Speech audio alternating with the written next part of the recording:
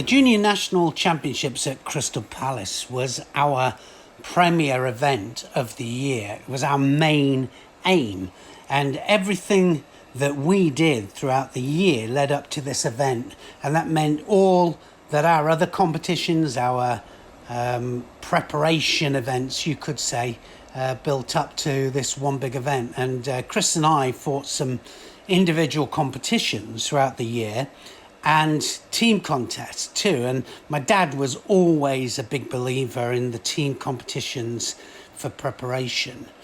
And I remember my first junior nationals was in 1968, and I had to qualify through the Midland Area Championships. The Area Championships then was a qualifier. You couldn't get to the nationals without it, so they don't do that now. But I hadn't been competing for long, but I was improving all the time, and my technique was getting better and better. And the area competition was tough, but I beat some established fighters of the time en route and qualified in first place. And I remember vividly my family and all of us, we were just going down to Crystal Palace to compete in our first nationals. And I can't tell you how nervous I felt parking the car and then walking up towards Crystal Palace, seeing it there in front of me for the very first time. And it was a mixture, I could say, between terror and excitement. And the strange thing was that I always got those nerves every single year walking up towards Crystal Palace. Even as a senior, coming to the end of my competition career, and that's after doing all of the junior under-20s and the cadets and the senior British Opens and all of the events that I ever did after that, it stayed with me, that fear and those butterflies walking up to Crystal Palace to compete there. And that very first year, I remember I lost to one of the Hawkins twins. And I remember that my dad was absolutely livid with me. And it wasn't that I'd lost, but that I hadn't listened to him. And then, of course, I had to wait 12 months to win my first national title. And, of course, it was here that I fought my dear friend Chris Bowles in the semi-final. That was the very first time that I'd ever met Chris, in fact. And I remember that we talk about it often, actually, where we were walking past each other prior to that semi-final. He had his dad with him and I had my dad with me, and we kind of eyed each other up and just looked each other up and down. Little did we know, of course, that we would go all the way through our junior and senior competition days, either fighting each other or as members of the same team, and that includes Olympics, World Championships. And of course, from that, I mean, we talked to each other almost daily.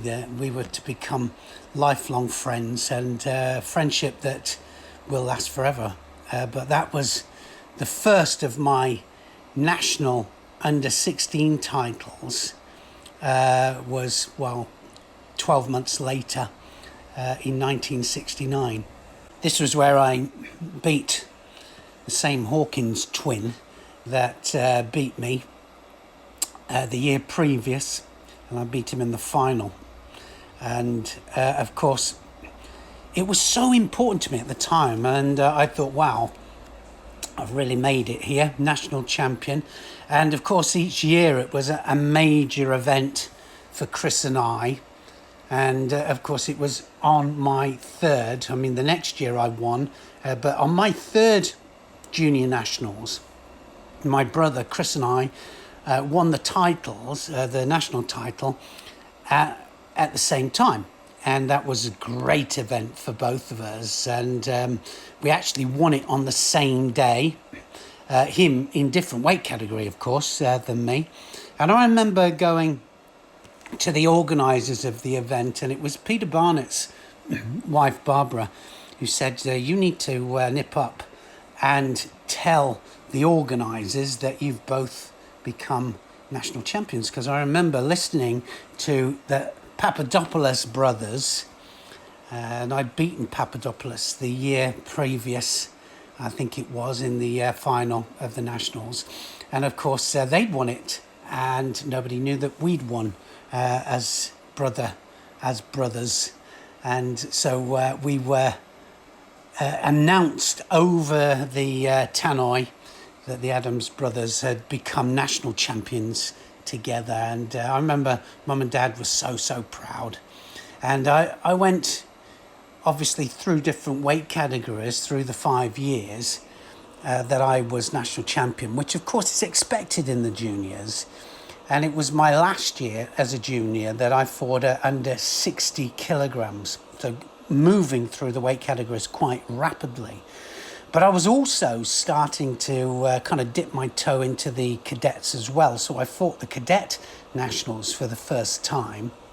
And the under 18 cadet nationals, strangely, was at under 58 kilograms, 2 kilos less. And I remember that in order to go to the cadet European Championships, I had to drop my weight 2 kilos, which killed me. And of course that Europeans was later that year, but of course that's a whole different story, how I built up for that. But my last junior nationals was very special to me, and I remember that I fought somebody from the Edinburgh club in the final, held him down, and well, it was a great achievement, and I was big smile on my face says it all. But it was a realization, I think, then that I had to really do something to move up to the next level of competition.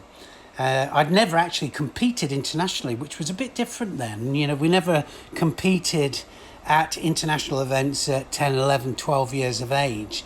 And I had to wait till I was 16 to go to my first European Championships to compete internationally.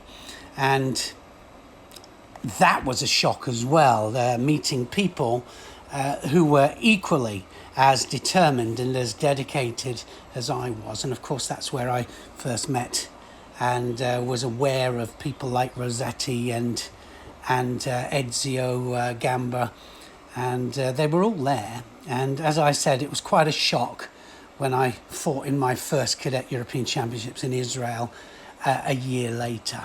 It was a shock, but it was a challenge, and it was my next step up the ladder. But what I didn't realise is that that ladder had lots of rungs, and I just needed to take one step at a time. But I'd had amazing times at the Junior Nationals, and of course it was going to continue as I did every British Open. I think I did 10 or 11 British Opens also at Crystal Palace. And Crystal Palace, wow, still holds that something to me. And talking to some of my friends who felt exactly the same about Crystal Palace Sports Centre put that edge to everything when we were competing as kids. And, well, got butterflies now just thinking about it.